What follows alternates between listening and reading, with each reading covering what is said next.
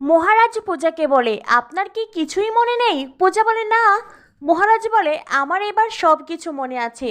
পূজা বলে, কি মনে আছে? মহারাজ বলে, কিন্তু আমি আপনাকে বলতে পারবো না, আমার খুব লজ্জা করছে। পূজা বলে, লজ্জা?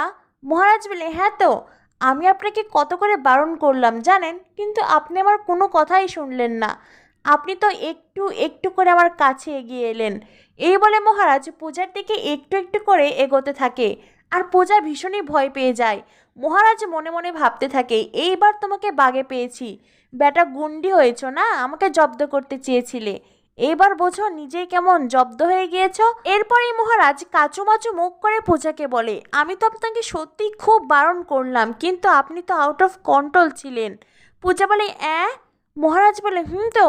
পূজা তখন ভ্যা ভ্যা করে কাঁদতে থাকে। মহারাজ বলে, এ কি, আপনি এভাবে কাঁদছেন কেন? পূজা আরো জোরে জোরে কাঁদতে কাঁদতে বলে, আমি বাড়ি যাব। মহারাজ বলে, আমি তো আপনাকে সেইটাই বলছি, তাড়াতাড়ি রেডি হয়ে নিন। আপনার মা, বোন, ভাই সকলে তো অপেক্ষা করছে, দেখুন 10টা বেজে গেছে, আমাদের তাড়াতাড়ি তো যেতে হবে।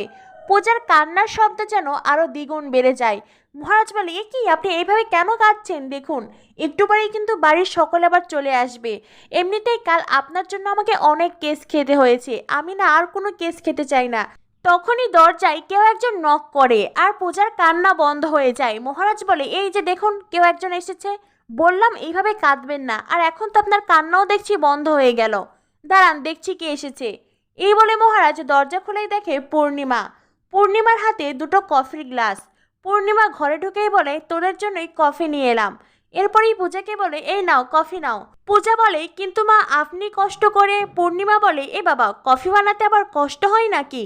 আমার কোনো কষ্ট হয়নি, নাও নাও, দুজন খেয়ে নাও। আবার বলা তো যায় না, রাতের বেলা দুজন স্বামী স্ত্রী মিলে মদ খাবে, তাই তোমাদের জন্য কফি নিয়ে এলাম।